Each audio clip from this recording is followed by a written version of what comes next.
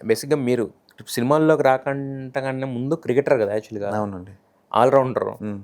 So, Ambati రాయుడుతో ఆడారు, ప్రజ్ఞాన్ ఓజా వీళ్ళందరితో ఆడారు కదా! అవును. సో, ఎలా ఉండేది ఆ ఎక్స్‌పీరియన్సెస్ అనేది? బ్యూటిఫుల్ ఎక్స్‌పీరియన్స్ అండి. అంటే నా పర్సనల్ ఫీలింగ్ నో మ్యాటర్ మనం ఎంత ఏదున్నా సినిమాల్లో ఉన్నా, ఏదున్నా లేతే ఆఫీస్‌లో ఉన్నా స్పోర్ట్ అనేది ఒకటి తీసుకోవాలి. హ్మ్. బీట్ క్రికెట్ గానీ, ఫుట్‌బాల్ గానీ ఎనీ ఏదో ఔట్‌డోర్ ఏదో ఒకటి. స్పోర్ట్. Outdoor sport. సో, నాకది చైల్డ్‌హుడ్‌లో బాగా హెల్ప్ అయిందండి. హ్మ్.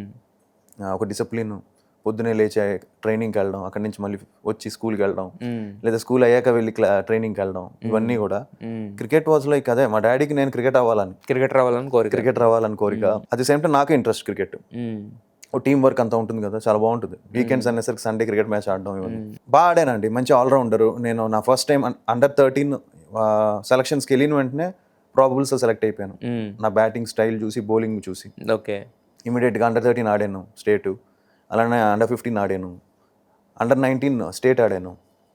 సో అంతవరకు వెళ్ళాను, స్టేట్ వరకు వెళ్ళాను నేను, రాయుడు గారు. రంజీ కూడా రంజీ ఆడలేదు. రంజీ ఆడలేదు. Ranji was much higher level. 19 state వరకు ఆడాను. క్రికెట్‌లో మీ హీరో ఎవరు? నాకు సచిన్ ఇష్టం అండి, ఎందుకంటే అప్పట్లో సచిన్ హ్మ్. God of cricket. యాహ్! ఆయన అలా ఉండిపోయారు కాన్స్టెంట్‌గా అప్పటి నుంచి. ఆయన ఇప్పుడు Kohli, Rohit, Bumrah, hmm. These are my favourite players. ఇప్పుడు దేంట్లో అయినా ఒక 13 అండర్ 13 అయినా, అండర్ 15 దేంట్లో అయినా ఒక సెలెక్ట్ అవ్వడం అనేది బేసిక్ లెవెల్ ఆఫ్ క్రికెట్‌లో అది కూడా కష్టమే బేసిక్‌గా. మీరంత సెలెక్ట్ అయిపోయినప్పుడు అది ఒక కెరీర్ ఆప్షన్ అని ఎందుకు అనుకోలేకపోయారు? ఎందుకంటే మీ డ్యాడీ డ్రీమ్ అదే. అవును. మీకు ఇష్టం ఉంది. రాణించగలుగుతున్నారు దాంట్లో. మనం ఏంటంటే ఒక దాంట్లో మనకి ఎన్ని ఇష్టం ఉన్నా ఒక దాంట్లో ఏదన్నా ఒక జాబ్‌లోకి వెళ్ళిపోయామనుకోండి, మనకు నచ్చిందనుకోండి కంటిన్యూ అయిపోతాం. బట్ మీరు అది మరి అక్కడ వరకు ఎళ్లి అంత ప్రొఫిషియన్సీ ఉండి కూడా క్రికెట్‌లో మళ్ళీ ఎందుకు? అప్పుడు ఇన్ని ఆప్షన్స్ లేవండి. హ్మ్. It was very difficult actually. హ్మ్. హ్మ్. చాలా కాంపిటీషన్ ఉండేది. హ్మ్. అప్పుడు ఐపీఎల్ లేదు, హ్మ్. అప్పుడు డిఫరెంట్ క్రికెట్ లీగ్స్ లేవు. హ్మ్. వరల్డ్ వైడ్ ఇప్పుడు లీగ్స్ ఆడొచ్చు. హ్మ్. ఒకవేళ మన ఐపీఎల్ బీసీసీఐ కాంట్రాక్ట్లో లేకపోతే మనం ఆస్ట్రేలియా క్రికెట్ లీగ్ ఆడొచ్చు, హ్మ్. శ్రీలంకన్ క్రికెట్ లీగ్ ఆడొచ్చు, శ్రీలంకన్ ప్రీమియర్ లీగ్ ఆడొచ్చు, ఇంగ్లాండ్ వాళ్ళు 100 ఆడొచ్చు. ఇప్పుడు చాలా ఆప్షన్స్ వచ్చేసాయి, చాలా ఫ్రాంచైజీ క్రికెట్ వచ్చి. అప్పట్లో ఇన్ని ఫ్రాంచైజీ క్రికెట్స్ లేవు. డైరెక్ట్ ఆడితే ఇండియాకే ఆడాలి, లేదా ఇండియా ఏకి ఆడాలి అంతే. సో ఇన్ని ఆప్షన్స్ లేవు. బట్ ఇప్పుడు చూస్తే లాట్స్ ఆఫ్ ఆప్షన్స్ ఉన్నాయి. ఈవెన్ ఇండియాకి ఆడకపోయినా ఐపీఎల్ ఆడుకుంటూ చాలా మంది హ్యాపీగా క్రికెటర్స్ అయిపోయి పెద్ద నేమ్స్ చేసేసారు.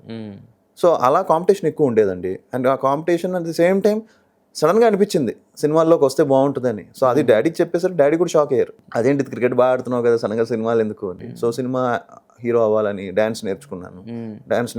డాన్స్ నేర్చుకున్న వెంటనే చాలా బాగా డాన్స్ వేస్తున్నానని చెప్పారు. సో మెల్లిగా ఇటు షిఫ్ట్ అయింది ఫోకస్. అండ్ పేరెంట్స్ వాళ్ళు కూడా ఇటే ఉన్నారు కాబట్టి so it was more easier. అంటే అంత చిన్న వయసులోనే మీకు అంత అది తెలిసిందా అంటున్నా? అంటే అంత నాలెడ్జ్ అంటే కాంపిటీషన్ ఉంది. తర్వాత ఎందుకంటే అది కెరీర్ మీరు మాట్లాడింది. అవును. ఒక కెరీర్ ఆప్షన్ కదా! అవును. ఆ అవేర్‌నెస్ ఉండేదా మీకు? యా అండి, నాకు ఈ సెలక్షన్స్ కూడా చాలా కష్టంగా ఉండేది, అంత ఈజీగా ఏం కాదు సెలెక్ట్ అవ్వడం అంతా కూడా. సో అలా అని కాదండి, బట్ క్రికెట్ ఆడాను. బట్ ఎందుకో అనిపించింది, అంటే ఇంకా ఇటు సైడ్ వెళ్దాము, సినిమాల్లో ట్రై చేద్దాం అని. So it wasn't like under 19 వరకు ఐ థింక్ ఆ టైం కల్లా కొంచెం అప్పుడు 18 years అలా ఉండింది కదా. సో అప్పుడు ఆ చిన్న తెలుసు, కాన్షియస్నెస్ ఉంటుంది. అయితే మీరు చదువులో కూడా తోపంట కదా? అంత ఏం తోపు కదా, ఒక డీసెంట్. లేదు సార్, యాక్చువల్‌గా ఎవరో మరి చెప్పారు చదువు బాగా చదివా కూడా అదే అని చెప్పేసి. అవునా, ఎవరండి? ఎవరో మీకు సంబంధించిన వాడు. మీ ఫ్యాన్ అయి ఉంటాడు బహుశా. లేదు లేదు లేదు, నేను డీసెంట్ అండి. అంటే స్టడీస్ కంటే ఎక్కువ ఈ యాక్టివిటీస్ మీద ఎక్కువ ఉండేది మనకి. So studies is okay, decent, not a great student, not a bad student, good student.